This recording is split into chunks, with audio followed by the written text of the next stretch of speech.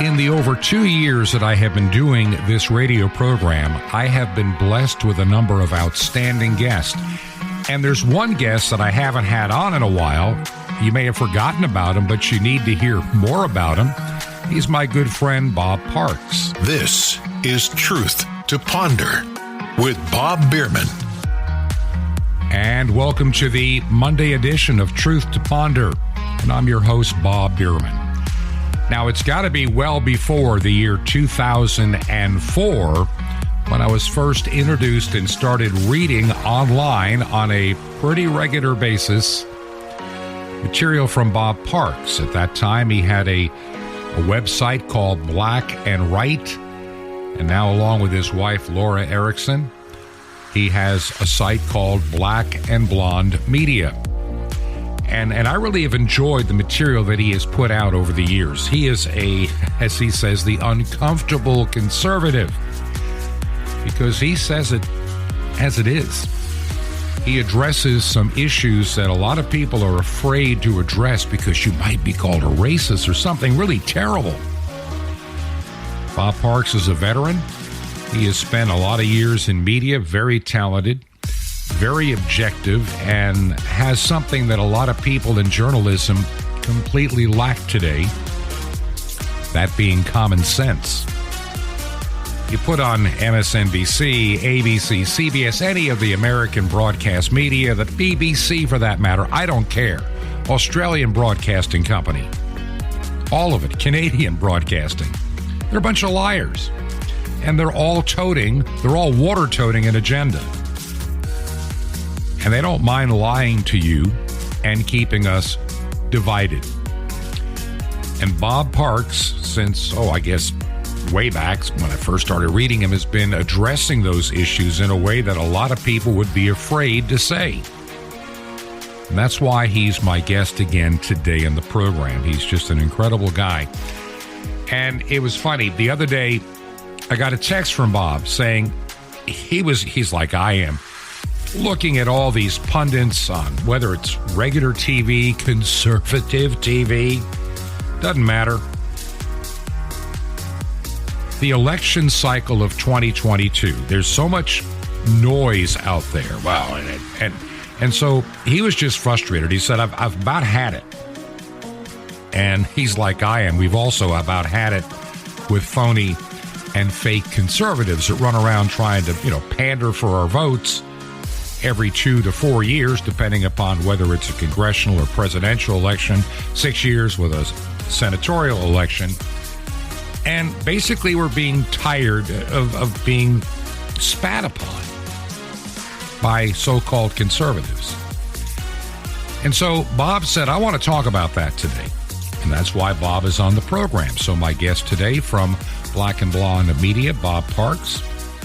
So when you look at this election coming up in November, give me some of the thoughts and impressions that are currently running through your mind and your analysis. Well, when we see and hear all of these evolving and spewed out polls that are saying, the red wave is starting to subside a little bit and the Democrats are getting momentum, let's just set all that aside and just go back to that little thing in your head called common sense. Mm-hmm.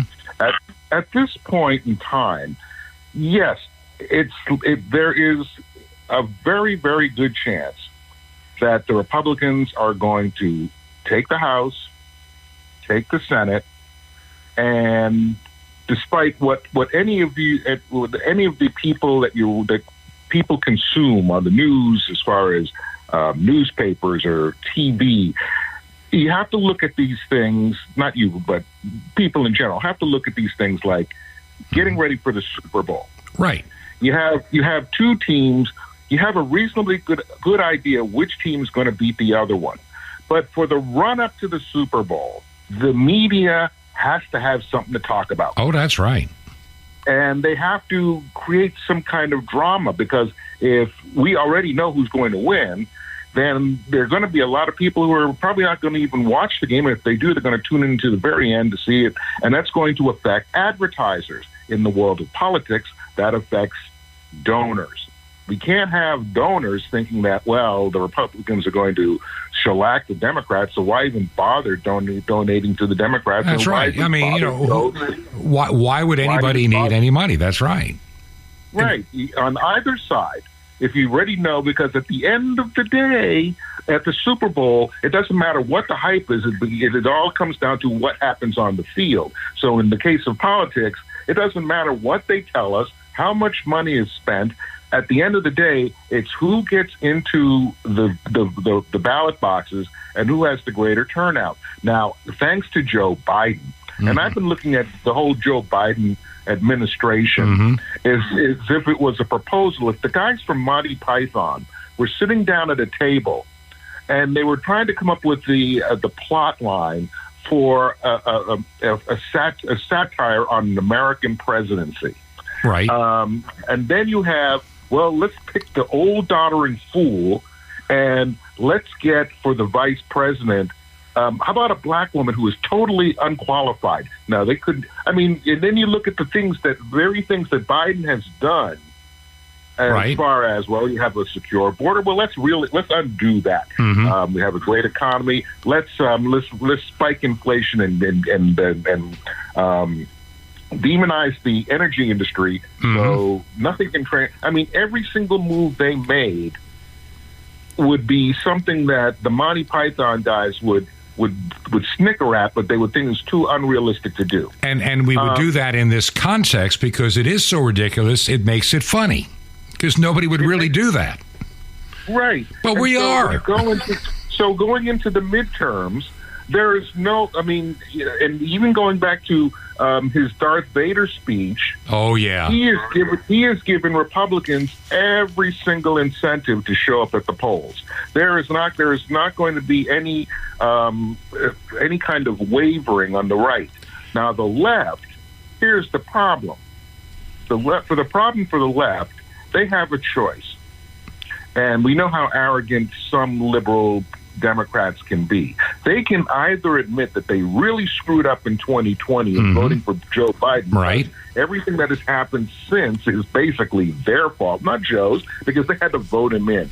So they can either go to the poll and vote Republican, which a lot of them are too arrogant to do. Right. Or they can go to the polls and vote Democrat and basically give us, an okay to perpetuate the damage that they have done. Or the third option is they can stay home. And I bet you a lot will take that third option.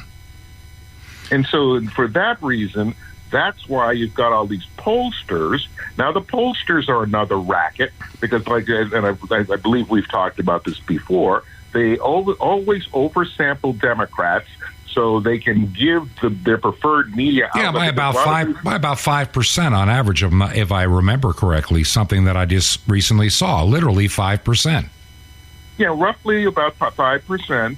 But a lot of these pollsters, they couldn't exist on their own. They get contracted by the networks, by the news media, the newspapers, to their commission to do polls, and they kind of have to give the outlets the result that they want, because if they don't, they're not going to be published, and then at some point they're not going to hire them anymore. That's right. So they always give them this narrative that they want to hear. So, the red wave is starting to turn into a little bit of a puddle. Right. And the Democrats are coming back because they would much rather, their biggest thing in motivator is the fact that their unprotected sex is now going to be interrupted. Thus, the abortion issue is going to drive them to the polls. That's not going or they're going to make my pandemic go away. Well, yeah, and so everything that the Democrats don't have anything to run on. The student debt forgiveness, that is a big dud as far as the majority of Americans who haven't gotten college degrees, or those who did get college degrees actually paid for them, so paid back their loans. But so everything that they're doing right now is pretty much a dud, and they pretty much endorsed by votes, if not anything that wasn't an executive order by Biden, they pretty much endorsed all of the pain that we're going through now. So there is no real reason for anyone to vote Democrat right now. The red wave, it's a great slogan, bumper sticker, focus group term. I don't know if it's going to be a wave. A defeat is a defeat. You can win by 1 point, and that's a win. So I think the Republicans are going to do well. And, of course, the polls, as we know... And I'm going to say this. They're going to do well in spite of themselves. They will do well in spite of themselves. Now, the problem is going to be, and this is what always happens, the Democrats create a mess, the Republicans get called in to fix it, and then the Democrats start dictating the terms on how the Republicans should fix the mess.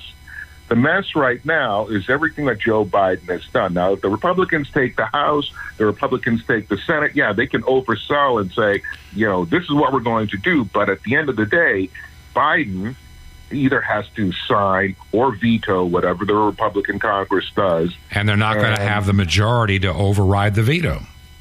Right. And then, of course, Biden can scream obstructionist. Nothing is going to be fixed, or not as much is going to be fixed. And then they can use that to go into the 2024 election cycle, saying that the Republicans had the House and the Senate, nothing got done. They obstructed everything Joe Biden tried to do, even though pretty much they're going to at least put a stop to what he's doing, outside of whatever he's going to try to do as far as an executive order. But so it'll make the dynamic a lot more interesting for 2024. And I think probably at this point, the best presidential ticket that we could possibly see would be Donald Trump for president and Ron DeSantis for vice president. That would give DeSantis 4 years with Trump as VP, and then give him an additional potential 8 years after that. That's right, for DeSantis. Right. So and he's young, and see, he's not like he's 80 years old or 82 or whatever. He is a young guy, and he would only be in his 50s when he's completing his term. And the thing is, too, I mean, for those people who want DeSantis to run now, yeah, that's a great idea. But right now, Donald Trump is clearly the leader of the party. So let Donald Trump get back in, fix everything that Joe Biden screwed up. And it's not going to take long for Donald Trump to reverse all the damage, at least legislatively, that Biden has done.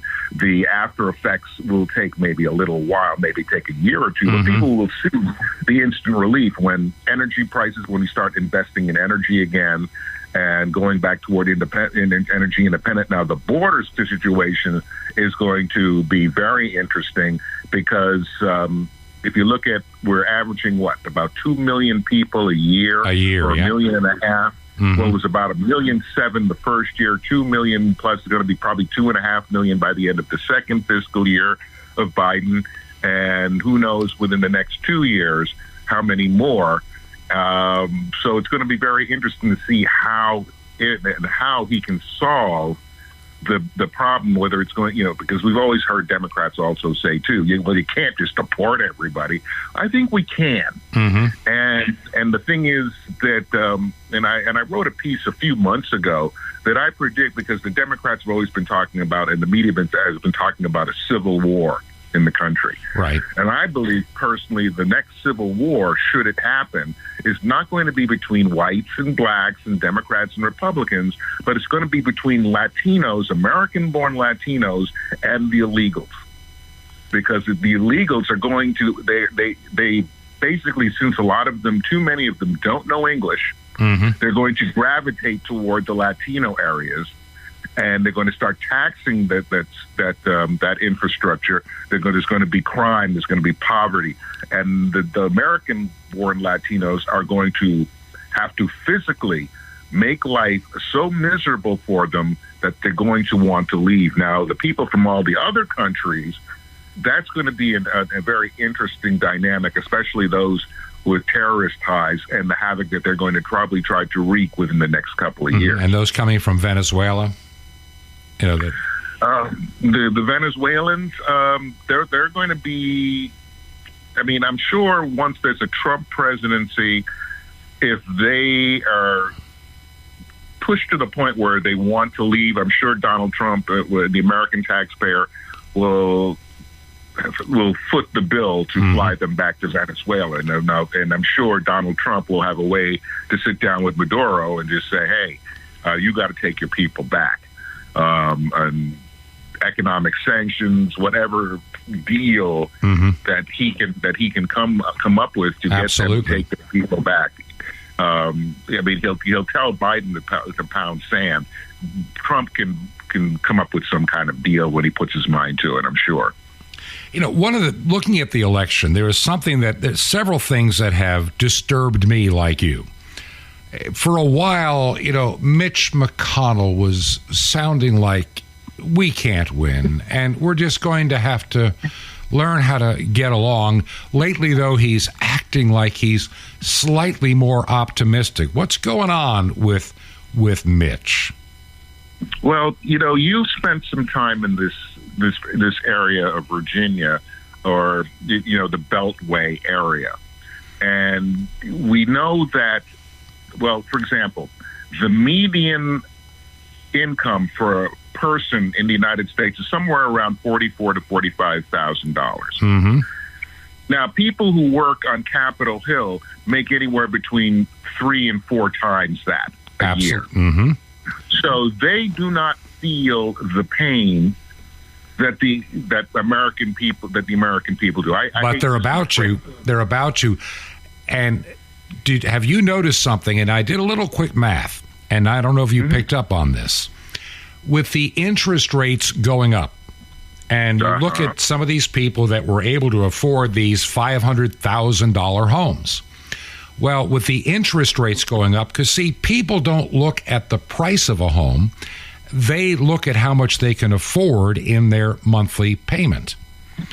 And suddenly, with the interest rates going up, the $500,000 home is going to have to become a $300,000 and some odd home, because they will no longer qualify to buy the $500,000 home that they thought they could. And suddenly they're going to be priced out of a market because unless they have $300,000 or $500,000 in cash kicking around, they're not buying a house. And this could be a problem. Well, I would tend to agree with you only to the point where you're talking about mortgage rates and mortgage prices and costs of homes in the real world. In the 6 counties, which are the richest counties in America that surround Washington, D.C., they can play with the fuzzy math. And the thing is, since they have inflated paychecks in the first place, they can take that hit. You listen to the coldness, the callousness of people in the administration and people in Biden's cabinet who poo-poo the higher gas prices. They poo-poo the crime in the streets. They poo-poo the inflation, the cost of food items, because it really doesn't. It's a bit of an inconvenience for them, but they can afford it. And that is going to be another thing that I think is going to be a real problem for them come midterms. It's just the American people feel that these people in D.C. don't care, because the problems that affect us, and I really hate using the term, and I cringe when I hear people in the media use the term ordinary people or average Americans, because what does it imply that they think of themselves? Well, it takes you back to Animal Farm. All are created equal, but some are more equal than others. And that's pretty much their attitude. Well, we're seeing that also with the two-tier justice system, where and whether it's on the political level, where anybody like myself or someone else who has cast any doubt on the shenanigans that happened in the 2020 election, we're the election denier. Thus, we are an enemy of the people. But yet, and I just did a post just this week that had over 80 instances since 2000, public comments by pundits and legislators, Democrats elected, who have actively denied an election that didn't go their way. On the president, they have tried to stop the certification of every Republican president since 2000, but yet if you look at any of the shenanigans that went on in 2020, Mm-hmm. and to think that this man who spent most of his time campaigning from his basement, whenever you did see him campaigning, people were in little circles, or the amount of people were something that you could actually sit there and use your finger and count, as opposed to the huge Trump rallies. Mm-hmm. I mean, just the optics alone show that there's no way that Donald Trump could have lost that election. And then, of course, with all the things that have happened that night, all of the suspension of all of the state rules when it regarding how people vote within the states. That Georgia is a classic example where Governor Kemp, a never-Trumper, along with Brad Raffensperger, another never-Trumper, made a deal with the devil by the name of Stacey Abrams, who was threatening to sue, and they just signed off by breaking Georgia constitutional law. They just decided it doesn't matter what the Constitution says. I, Brad, am signing off on this. We're not going to have verification of signatures. We're not going to do any of it. And we're going to put all these boxes in Fulton County, DeKalb County, Cobb County, and they're going to be filled up at 3 o'clock in the morning by who knows who. And we're not going to know once the ballots are in the box if they're valid or not, because once we tear them open, if you can keep counting the same corrupt ballots 1,000 times and you'll get the same corrupt results 1,000 times. There's nothing you can do once you put tainted ballots in the mix. You can't get them out. Right. And the thing is that according to most of the state constitutions, they are the ones who dictate election law within the states. That's right. But that was overridden because of COVID. And on the federal level, all kinds of things were changed. And you and I are old enough to remember that when we used paper ballots, we pretty much knew who the president was going to be shortly after midnight. That's right. Because you also had to wait and get some of the votes from the West Coast, and then in some cases they may or may not wait for Hawaii. Mm-hmm. But the point is, we would know. But then as soon as we got computers that was supposed to make life easy, and the computers we were told we're not going to be hooked up to the internet. Sure. But, take our word for it. But you look at how what used to be a very short process now can take weeks after an election because they have to keep counting. And the thing is, before, mail-in ballots was sort of a last ditch. You had to prove there was a reason that you needed a mail-in ballot. It wasn't just merely for convenience. You were going to be out of state, or you had.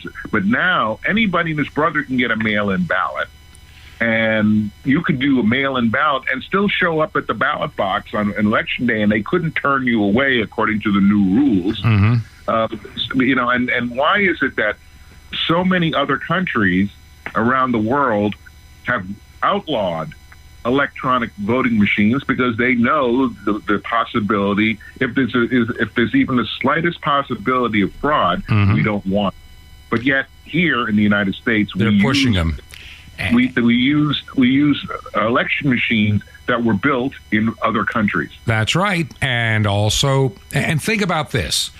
Whether you agree with them or not is not even the issue.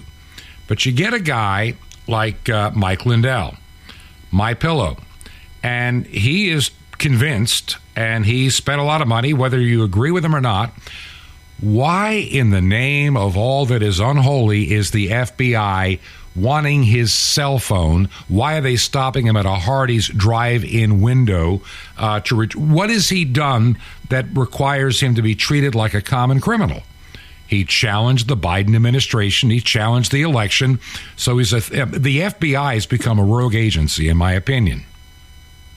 Well, if you also remember back in 2000, and we still have people to this day on the Democrat side who said that the 2000 election was stolen by George Bush over Al Gore. Right. People don't remember But back in 2000, there were 11 independent groups that recounted all of the ballots with the hanging chads. Right. And all 11 ended with Bush winning. Mm-hmm. If Democrats are so sure that the 2020 election was the most secure election in our history, why won't they allow any independent groups to go in and do forensics? And those who have gone in and have shown flaws, if not downright crimes, are demonized.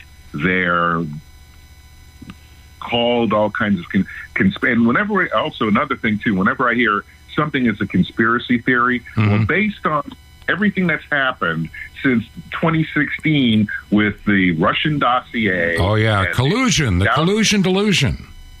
I mean, any of these things that they called conspiracy theories, almost all of them have turned out to be true, all the way up to the COVID stuff. You look at conspiracy theories and just call them a spoiler alert. Okay? You know, the only difference between a conspiracy theory and a bona fide fact is about a year. It turns out pretty much. I mean, you know, those of us, for example, who decided, and I'm just giving you my personal business over the radio, those of us who decided we weren't going to take the vaccine. The reason why I didn't want to take the vaccine is I went and I looked at what normally happens when a vaccine is brought to the call it the market, for lack of a better term. To the market. There are 4 phases. The first phase, I believe, is the actual creation. The second phase is the clinical trials or the research. And then I think the third phase is the voluntary trials. That's right. The voluntary trials this time was telling everybody to go out and get vaccinated. We have commercials on TV for drugs. And the second half of all of those commercials tell you what the negative side effects are going to be. That's right. And when you have people on the Today Show and on Fox News and all CNN and all these news anchors and local, and especially the local TV stations telling everybody to get vaccinated. And they're getting paid, of course, to do that. There's money involved. Because of their advertising. But did any of them tell you what the possible side effects would be? Not a one. Like there are on all of these commercials? Not a one. Now, I'm sorry. None of these news hosts and anchors have an MD after their name. So there is no basis to believe them on anything. But anyway, the fourth phase of any vaccine is the long-term studies that come out, and those usually come out anywhere between 6 and 8 and 10 years after the vaccine was first created. So that's right. We don't right now. We're still in the midst of the voluntary trials. And here's something else that people don't know, and I didn't know this until 2020, toward the end of 2020. What is the percentage of vaccines that fail to get through all 4 phases and never make it to market? What is the failure rate? It's like 70%. I mean, only a third of vaccines ever are deemed safe enough to take. And based upon prior history, compared to this one should have been taken off the market literally within the first 2 months with a number of adverse effects. We had 36 people die of a flu vaccine in 1976, and we pulled the plug. It was done. We don't want to know how many people have died. We want to pretend that nobody's dying of this, or it can't be that. Then what in the name of God is this sudden adult death syndrome that's going on? Why are we having people dying that are between the ages of 18 and 64 at much higher rates, and they're not dying of COVID? What is it? What is going on that they don't want us to know? And I'm sincere about this. Well, you know, I we talked about this again. We talked about this before.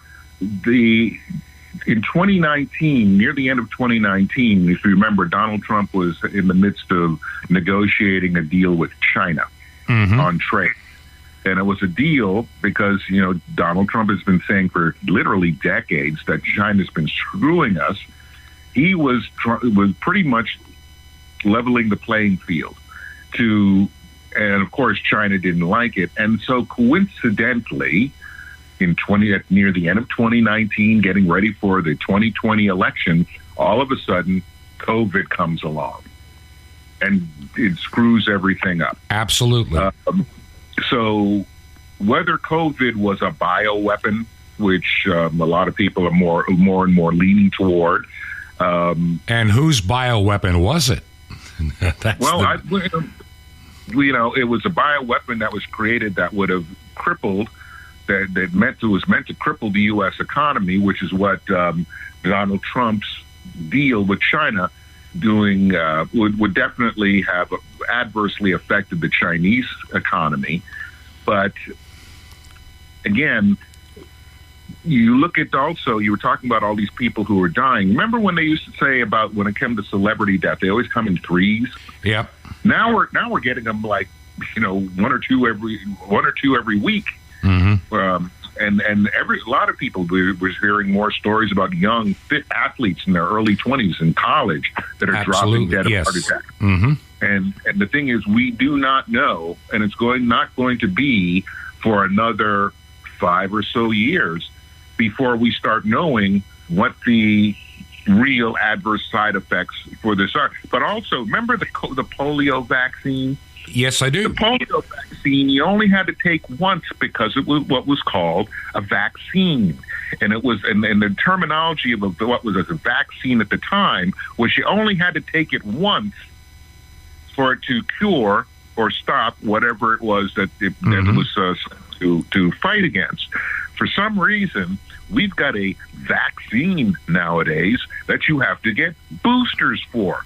And you have to get boosters because the boosters wear out. Mm-hmm. So you have to, and the boost in this whole thing, this whole COVID vaccine was supposed to enhance the immune system, which is basically weaker.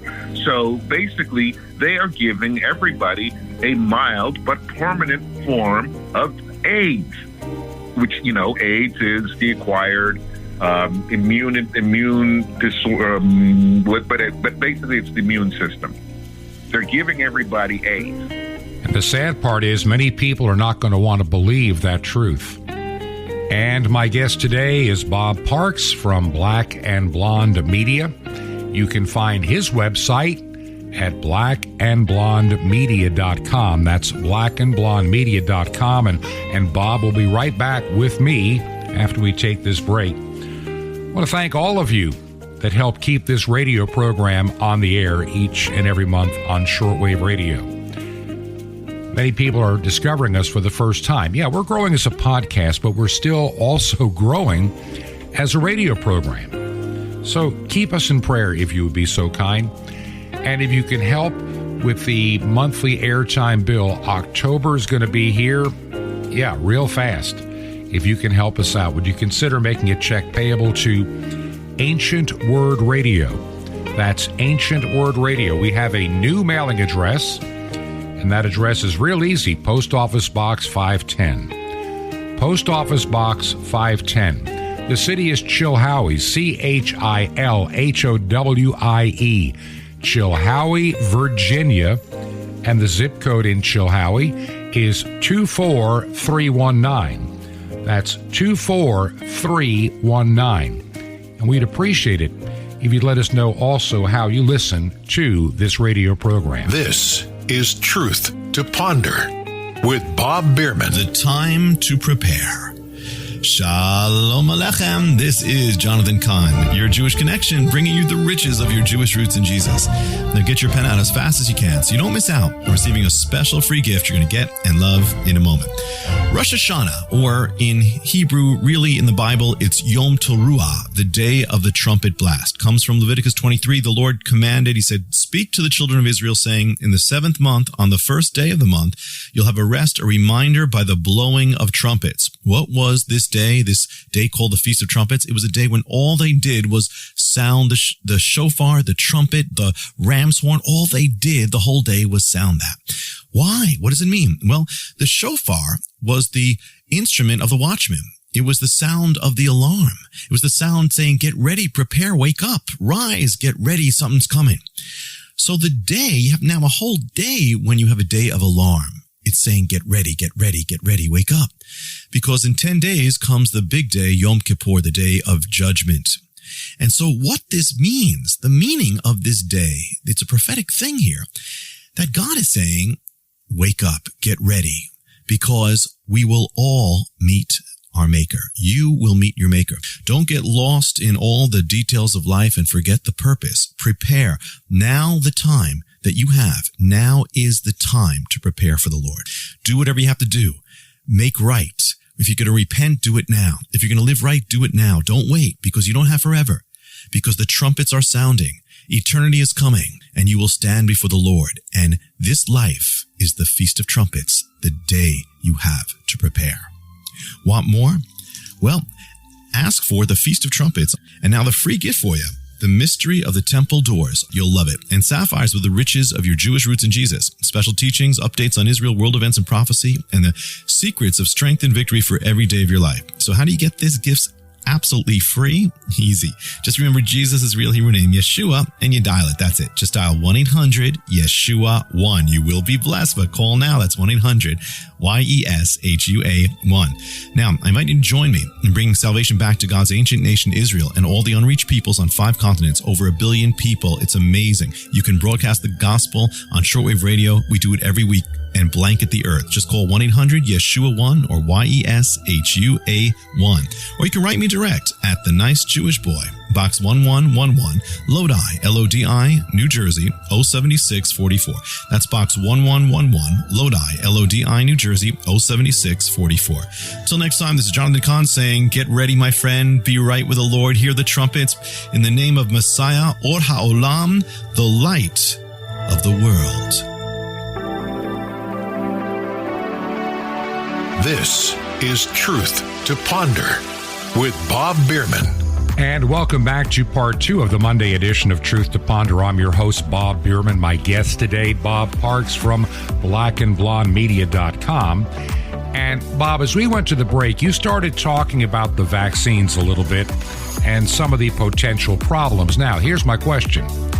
As the problems become more and more apparent over time, you think the media is going to blame Dr. Fauci or the FDA for these failures? No, not at all. But here's the caveat to that. They will blame Donald Trump. And if those of us who can remember a couple of years ago, there was all-out panic. People were saying, do something. Mm-hmm. And Donald Trump got together with the pharmaceuticals and they came up with a vaccine. After he was out of office, those vaccines and those boosters were approved over and over and over and over again. And it wasn't by Donald Trump.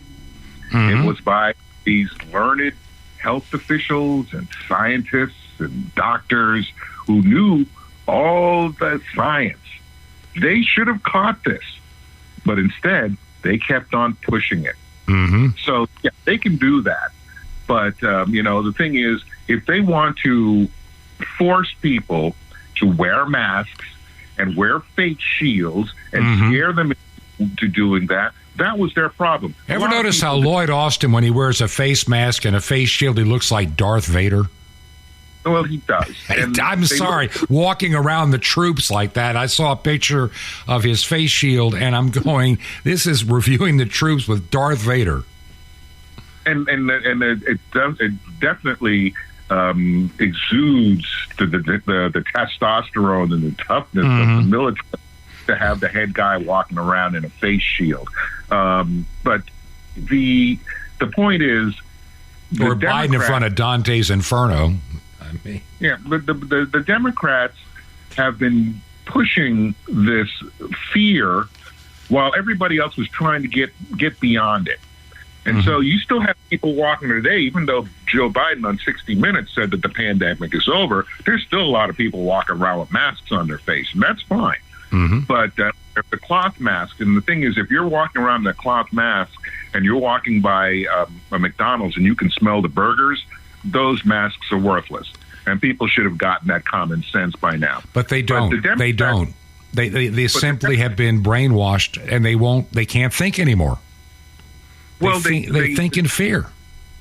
Well, it's that, and also there's that arrogance now of not admitting when they're wrong. Now, you and I, being in the media business, when we are wrong, we have to come out and admit it. If we don't, we lose credibility. Unless you're NBC or CBS, or CNN. Yep, and then you don't have to. Well, you can issue an apology, but you can bury it. So you can at least say it's there. It's just that, if a bear poops in the woods, does anybody smell it? That thing. So earlier you were talking about also with Biden and his stormtroopers going around rounding up people and trying to find people who had anything to do with January 6th, even though some of these people, they weren't there, but they may have written something in an instant message on Facebook and challenged the election, whatever. But the thing that these people on Capitol Hill fear the most is in October of 2020, Donald Trump signed an executive order. Basically, it's called Schedule F. All right. Now, Axios came out with a piece about a month ago talking about this radical idea that Donald Trump put forth called Schedule F. Now, first off, it's not a radical idea. Schedule F goes all the way back to the founding, because what the politicians, the president, found that it would be best for him or her, but mostly they've been all hims, to have people in the cabinet and people in the federal government who are supportive of the president and his agenda, so things would go through smoothly. We have seen what happens, especially over the last presidential term of Donald Trump, when you have people in the federal government, people in the cabinet offices, people who came right out and said that they were going to resist Donald Trump. They were still getting taxpayer-funded salaries, but they were actively obstructing the president of the United States. Schedule F, and there was even some stories where I think it was during Lincoln's administration that he fired, when he got elected, he fired 1,400 of the 1,700 federal employees on Capitol Hill at the time. So he basically... to only have 1,400 employees or 1,700 on Capitol Hill would be a blessing. But the thing is, he cleaned house. Now, granted, there is going to be the potential for cronyism and nepotism, but for the most part, if you can bring your people in, as any CEO who comes into a failing business, and he basically gets rid of upper management and brings his or her own people in, so that there is a smoothness, there's a continuity, there's no obstruction from within. So Donald Trump signed Schedule F in October of 2020, and then there was a very muted but substantial freak out on Capitol Hill. I wrote a piece about it, which is at the top of our website, blackandblondemedia.com. There's a slider at the top, and you'll see Schedule F. There was a freak out because Donald Trump, basically with Schedule F, it negates the power of the unions, the federal employee unions. He can fire anybody he wants because everybody technically in the federal government serves at the pleasure of the president. That's correct. There's never been a need for Schedule F when Democrats are in power, because there's so many Democrats on Capitol Hill. Nobody obstructs the agenda of the president. They were all for what Obama wanted to do. Mm-hmm. They were all for what Clinton wanted to do. And 90 or so percent donate of the federal government or the federal employees on Capitol Hill donated to Hillary Clinton's campaign. So they were going to be all in with, they were going to be in with her. But when Trump came in, there was total obstruction.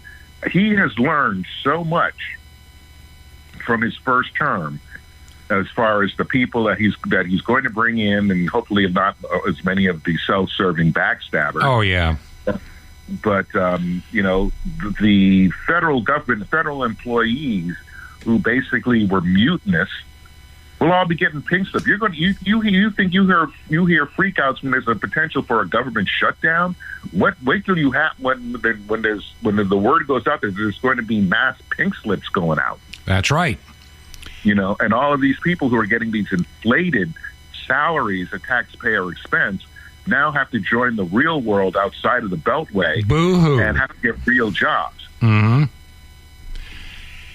It's the only thing that I think can buy us some more time is to clean house. And obviously, too many in the Republican Party love to play the game of the loyal opposition, and they enjoy their role as being, the poor scrounging party trying to save America, so keep voting for us. It's like I said on my radio program the other day, that I have been voting for 50 years this year, and I've been trying to fix it for 50 years. We're not going to fix it at the ballot box anytime soon. There's too much at stake for both sides, and they're not going to roll over and play dead on the Democrat side. They're going to fight back. I mean, when Donald Trump won, you had traitors, and I call them that. Sue me if you don't like it, Peter Strzok over there at the FBI.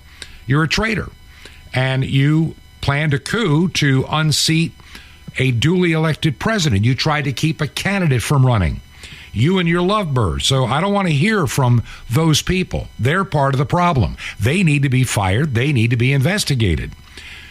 But what really is burning me is I'm so tired of the loyal opposition that makes a lot of noise to get elected, and then after 50 years, what have they really done? Not much. You remember a few years ago when Mitch McConnell said, because you were talking about Mitch McConnell earlier before the break, right? And he said, if you give us the House, we'll be able to stop Obamacare. That's right. And then we gave him the House and the Senate. Said, if you give us the Senate, we can overturn Obamacare. So we gave him the Senate. And then he came back and said, "Would you give us the presidency?" We gave him everything. So Mitch McConnell, he is just another one of these overpaid, lazy politicians. He likes being, in the social circles, the cocktail parties. He likes that. But the nice thing about being the minority leader is you don't have to take responsibility. First of all, you don't have to push the agenda. And you don't have to take responsibility for anything that happens that might be negative. So he's in a very lazy and comfortable coasting position. And so I am hoping, and I don't know who would be a good person for this, but I am hoping that once the Republicans take the Senate, who I would love to see be the Senate majority leader? All right. John Kennedy. Oh, yeah. And say what you want about John Kennedy, the other Kennedy, as he calls himself.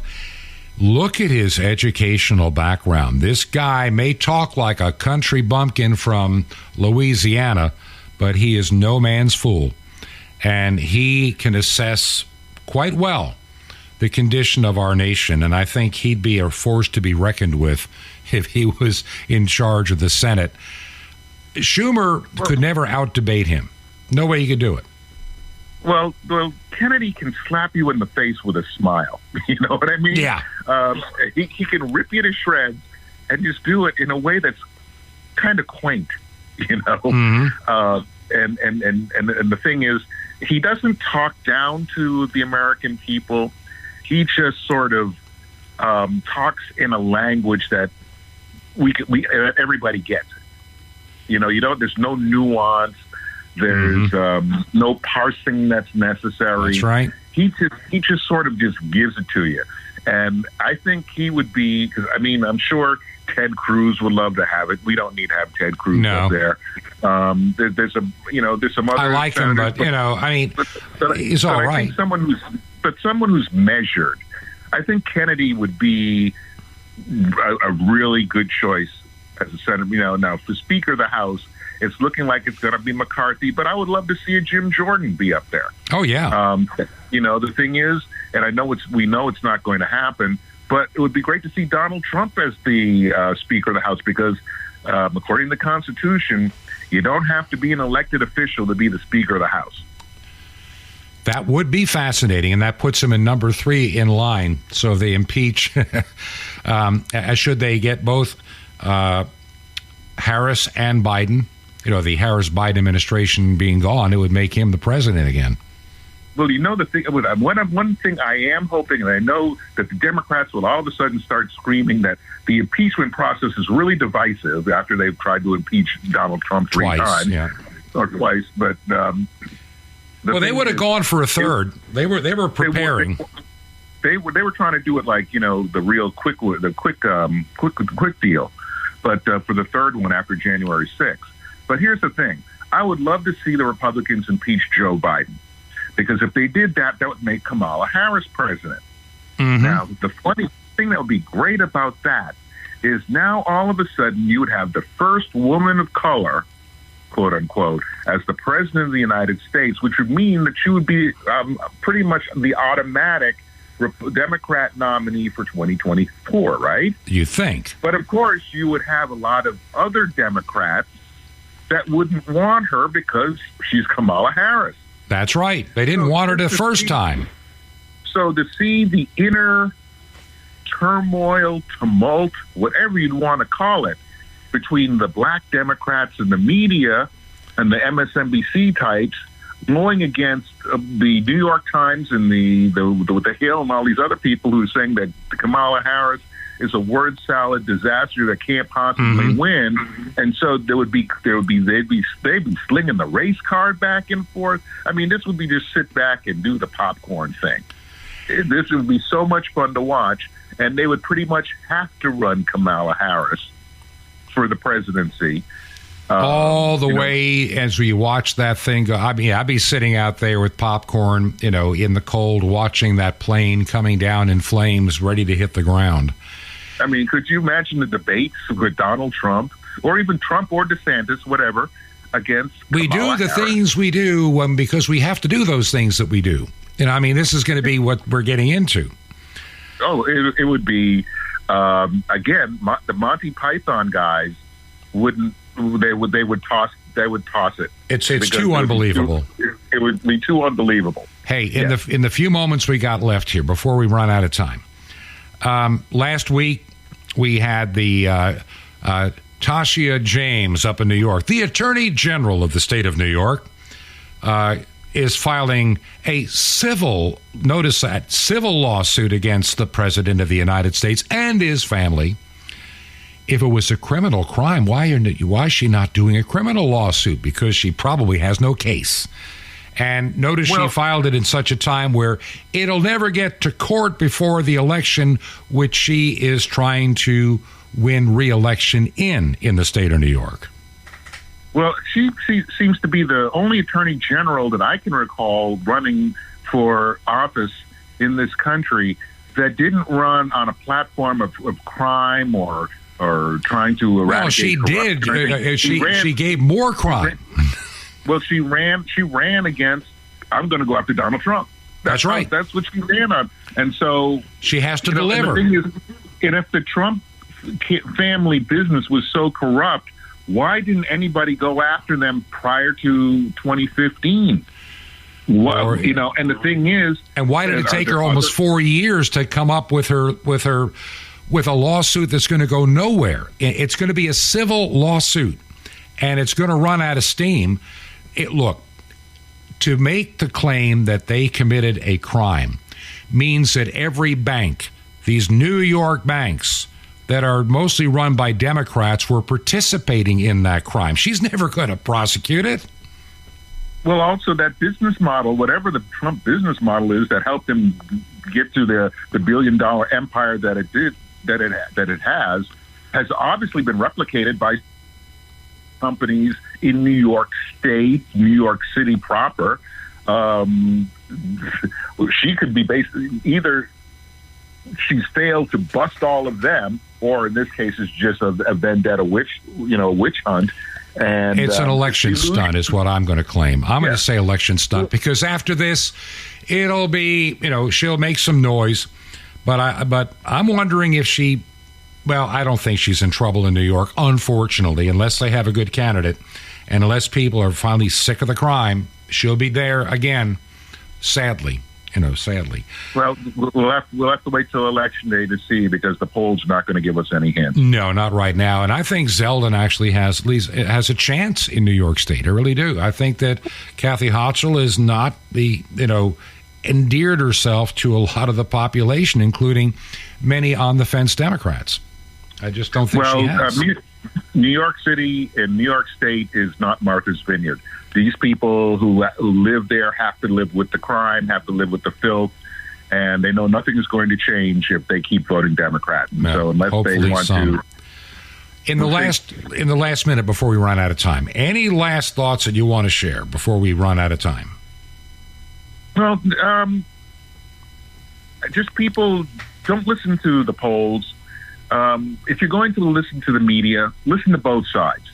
If watch Fox News, watch Fox Business, and then hold your nose, watch some CNN, watch some MSNBC. Somewhere the truth is somewhere around the middle. But don't take one side or the other. The people who consume one side and don't hear what the other side is saying usually are the people who sound the most ridiculous. And that's on both sides. So you have to be able to consume both. But don't believe also. We've heard so many in the media tell us so many things over just the last 5 years alone that have turned out to be not true. Really take whatever you hear from them with a big grain of salt.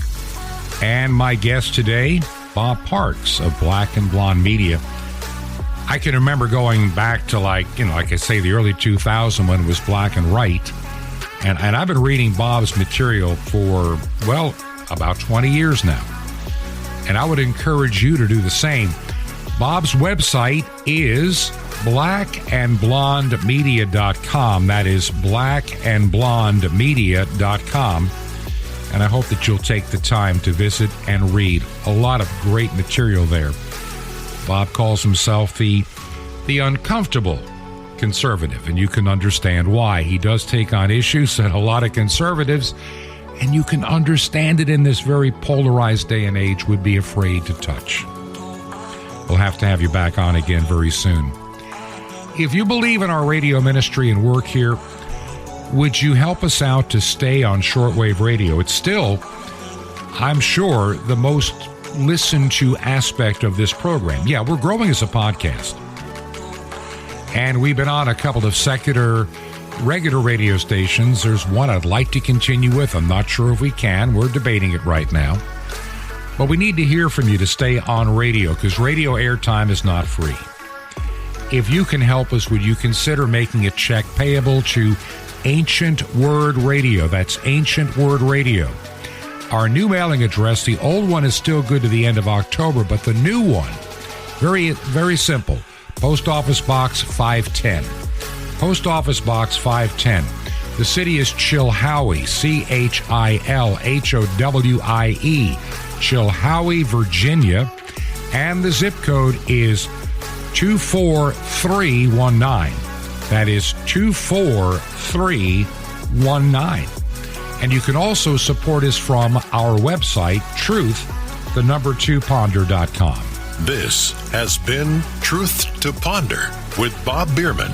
To find out more, visit our website, truth2ponder.com. That's truth2ponder.com. Truth to Ponder, shining the light of truth in a darkening world.